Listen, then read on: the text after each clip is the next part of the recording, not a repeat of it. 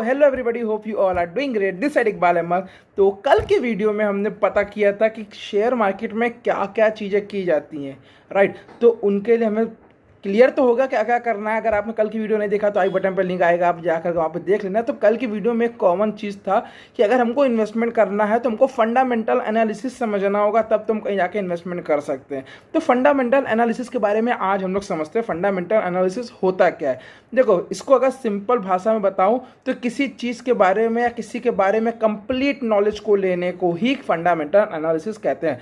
Suppose that आप अपने future partner को ढूंढने जा रहे हो, राइट। आप रिश्ता देखने जा रहे हो तो आप देखोगे ना बंदा या बंदी के बैकग्राउंड क्या है, वो क्या काम करते हैं, कितना अर्न करते हैं, उनका बिजनेस कैसा है, उनके फैमिली बैकग्राउंड क्या है, उनका घर कैसा है, ये सारी चीज़ें आप देखते हो ना। इसको बोलते हैं फंडामेंटल एनालिसिस करना। इसी तरीके से जब हम किसी भी शेयर को खरीदते हैं तो शेयर का हम फंडामेंटल एनालिसिस करते हैं कि शेयर का जो है उसके पास कर्ज कितना है, उसके पास एसेट लाइबिलिटी कितना, उसके पास प्रोडक्ट क्या है, उसका विजन क्या है, उसका प्रोडक्ट क्या है, उसका फ्यूचर का प्लान क्या है, वो किस तरीके से अपना रिलेशनशिप बनाता है कस्टमर के साथ, अपना रिलेशनशिप किस तरीके से बनाता है वो एम्प्लॉयज़ के साथ, उसके पास कितना उसकी सेल्स है, उसका कितना प्रॉफिट है, कितना रेवेन्यू है, कितना कैश फ्लो है।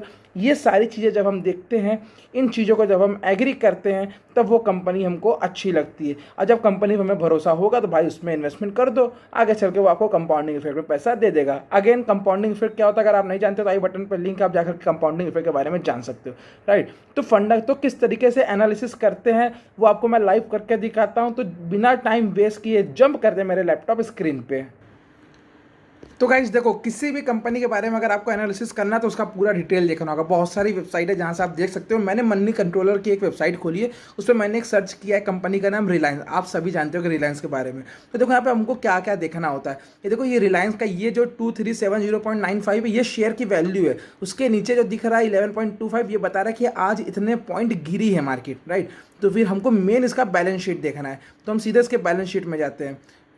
ये देखो, ये सारा दिखा रहा है कि कितने पे ओपन हुआ, कल कितने पे क्लोज हुआ, कितनी इसकी वैल्यू है, वॉल्यूम है और कितनी वैल्यू है। ये जैसे 92982.67 दिख रहा है ना, ये लैक्स में इतनी की वैल्यू की इनकी कैपिटल है कि कंपनी की इतनी साइज है, राइट। ये आप ग्राफ देख सकते हो कि कंपनी जो है आगे कितनी, वो एक सेकेंड इसको मैं हटाऊँ, कंपनी का क्या ग्रोथ चला, ये आप ग्राफ के थ्रू भी देख सकते हो। यहाँ पे इजीली ग्राफ के थ्रू दिख जाएगा, राइट। तो फिर अभी ऊपर चलते हैं और इसको हटाते हैं, पहले ऊपर चलते हैं।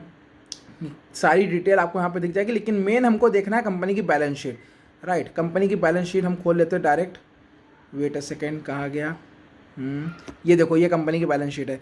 ये रिवेन्यू दिख रहा है। रिवेन्यू देखो 2019 में 20 में इंक्रीज हुआ और 21 में थोड़ा सा डाउन हो गया, लेकिन 22 में जो है 20 के भी ऊपर जाके क्लोज करती है और 23 में भी क्लोज कर रही है। इससे क्या पता चला, जो रिवेन्यू है वो धीरे धीरे बढ़ रहा है। तो अच्छी बात है भैया, एक प्लस पॉइंट मिल गया, रेवेन्यू बढ़ रहा है, ठीक।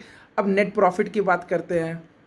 नेट प्रॉफिट आप देखो नेट प्रॉफिट देखो, 19, 20, 21, 22, 23 हर साल ग्रोथ है। हर साल जो नेट प्रॉफिट है वो भी बढ़ रहा है, राइट। इसके साथ साथ आरओआई देखते हैं, return of investment. Return of investment भी जो है धीरे धीरे डाउन हुआ 2021 तक, लेकिन 2021 के बाद से देखो ये बढ़ना शुरू हो गया। आरओआई देखो 2021 में 7.1% का था, फिर 7.78% का हुआ, फिर अभी 9.31% का ये हो रहा है, राइट। तो फिर रिटर्न ऑफ इन्वेस्टमेंट भी बहुत अच्छी बात है, बढ़ रहा है। इनकम स्टेटमेंट वगैरह देख लेते हैं। देखो यहाँ पे सेल्स दिख रही है 23 की, 22 की, ये सारी सेल्स आपको दिखे। देखो सेल्स भी एक तरीके से बढ़ रही है, अदर इनकम भी देखो एक तरीके से ग्रो ही कर रहा है, राइट। और इबिट्टा वगैरह भी ग्रो कर रहा है, इंटरेस्ट वगैरह भी कम ही है, टैक्सेस वगैरह भरने के बाद देखो नेट प्रॉफिट दिख रहा है। नेट प्रॉफिट भी धीरे धीरे ग्रो कर ही रहा है।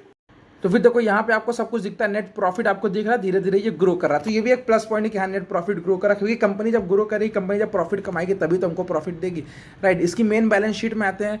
बैलेंस शीट में देखो शेयर कितना, कैपिटल इनका रिवर्स एंड सरप्लस कितना वो भी दिख रहा है। करंट लाइबिलिटी और करंट एसेट्स वगैरह भी दिख रहा है। देखो ये टोटल एसेट्स हो गया और ये टोटल लाइबिलिटी, ये लाइबिलिटी है और ये टोटल एसेट्स है, ठीक। एसेट्स और लाइबिलिटी देखना बहुत ज़रूरी है, क्योंकि आपने सपोज किसी कंपनी में इन्वेस्टमेंट कर दिया, कंपनी के पास कर्जा बहुत ज़्यादा है, कंपनी कल चल के बंद हो जाएगी तो आपको पैसा कैसे देगी? उसके पास जो भी लाइबिलिटी होगी, मतलब कि सॉरी जो भी एसेट्स होंगे, उसके पास जो चीज़ होंगी उसको बेच के आपने कंपनी को पैसा दिया 1,000 रुपये, कंपनी के पास 1,200 रुपये की एसेट्स है, कल चल के कंपनी डूब भी जाएगी फिर भी वो 1,200 रुपये बेच के आपका 1,000 रुपये आपको रिकवर करके देगी ना। तो एसेट्स देखना बहुत ज़रूरी है, कंपनी के पास एसेट्स कितना है और उसके बदले में कर्ज कितना है, लाइबिलिटी कितना है, राइट, डेप्ट कितनी है, और लाइबिलिटी मतलब देने वाला आइटम, ये सारी चीज़ आपको देखना बहुत ज़रूरी है।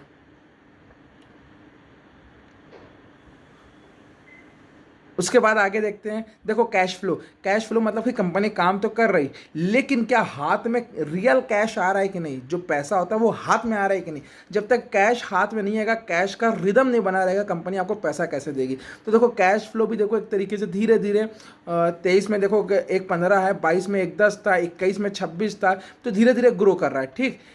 नेट कैश फ्लो भी आप देखो, नेट कैश फ्लो देखो 21 में -13 था, फिर 22 में 18 हुआ, फिर 32 हुआ, तो किसी किसी तरीके से ये बढ़ रहा है, कैश फ्लो बढ़ रहा है, ये भी अच्छी बात है।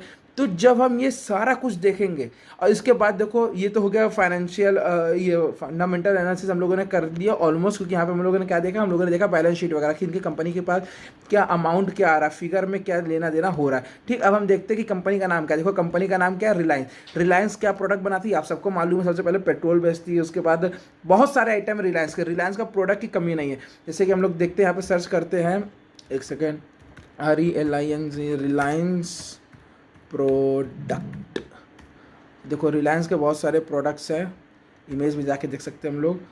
देखो ये सारे रिलायंस के प्रोडक्ट हैं। अब ये प्रोडक्ट को देख के क्या पता चला कि इनका फ्यूचर क्या है, देख के पता चला भाई। अब देखो टाइट सरफ दिख रहा है, क्या टाइट सरफ खत्म हो जाएगा? नहीं, टाइट सरफ आने वाले टाइम में और बढ़ेगा। अब पेट्रोल बेच रहा है, क्या पेट्रोल बंद हो जाएगा? नहीं, पेट्रोल की डिमांड और बढ़ेगी, लोग गाड़ियां खरीदें, लोग और पेट्रोल ले रहे हैं, राइट। इसके साथ साथ इसके जितने भी FMCG में देखो, इनकी कंपनी FMCG में भी है, FMCG के भी बहुत सारे प्रोडक्ट ये बेचते हैं, फेविकोल वगैरह भी इन्हीं की कंपनी है। तो जितनी भी इनकी कंपनी के जो भी प्रोडक्ट्स हैं, क्या वो फ्यूचर में अच्छे ग्रो करेंगे? अगर आंसर है यस, तो आप उस कंपनी में ग्रो कर सकते हैं, क्योंकि उनका अगर प्रोडक्ट ग्रो कर रहा है, उनका प्रोडक्ट बिक रहा है, तो जाहिर सी बात है कंपनी ग्रो करेगी। कंपनी ग्रो करेगी तो आपका इन्वेस्टमेंट भी ग्रो करेगा, राइट। तो फिर फंडामेंटल एनालिसिस में बस इतना ही होता है, बैलेंस शीट देखना जाता है, कंपनी का जो है ये देखा जाता है प्रोडक्ट क्या है, और साथ के साथ रिलेशनशिप। अब अंबानी जी के बारे में आई थिंक आप सभी को मालूम होगा, अगर नहीं पता तो उसके पहले प्रॉपर एक रिसर्च किया जाता है यूट्यूब पे, फेसबुक पे, कि इनका रिलेशनशिप क्या अपने एम्प्लॉयज़ के साथ, अपने कस्टमर के साथ। अगर कस्टमर के साथ रिलेशनशिप अच्छा नहीं होगा तो कस्टमर इनसे माल क्यों खरीदेगा? एम्प्लॉयज़ के साथ अगर इनका रिलेशनशिप अच्छा नहीं होगा तो एम्प्लॉयज़ इनके लिए काम क्यों करेंगे, राइट। तो ये सारी चीज़ें जब हम देखते हैं और जब सब चीज़ में जब हरी झंडी मिल जाती है तो समझ लो कि हाँ, अब इस कंपनी में इन्वेस्टमेंट कर सकते हैं, राइट। तो आप ऐसे कंपनी को ढूंढो, ऐसा फंडामेंटल एनालिसिस करो और उस कंपनी में इन्वेस्टमेंट करके अपना पोर्टफोलियो को बढ़ाओ और जे कर में पैसा कमाओ। अगेन जे कर के बारे में अगर आप नहीं जानते तो आप पिछली वीडियो में जाकर के देख सकते हो, मैंने बहुत सारा जगह आपको जे कर के बारे में बताया है। और साथ ही साथ अगर आप शेयर मार्केट के बारे में कंप्लीट इन्फॉर्मेशन देखना चाहते हो तो मेरे यूट्यूब चैनल की प्लेलिस्ट में जाओ, वहाँ पर शेयर मार्केट का संपूर्ण ज्ञान करके एक प्लेलिस्ट में बना रहा हूँ, उसमें आप शुरू से देखना शुरू करो, आप शेयर मार्केट के बारे में धीरे धीरे सब कुछ सीख जाओगे। अभी हम लोग इन्वेस्टमेंट के बारे में बात करें, धीरे धीरे हम लोग जो है ट्रेडिंग के बारे में बात करना शुरू करेंगे और ये भी बताएंगे किस तरीके से डेली का 5,000 10,000 रुपये पर डे आप कमा सकते हो। अगर ये सारा कुछ आप जानना चाहते हो तो मुझे अब भी सब्सक्राइब करो और उसके बाद जो है बेल आइकन प्रेस कर दो, सो डैट कि मैं कोई भी नई वीडियो अपलोड करूंगा तो आपके हाथ से मिस नहीं होना चाहिए, राइट। तो मिलते हैं नेक्स्ट वीडियो के लिए, तब तक के लिए बाय बाय।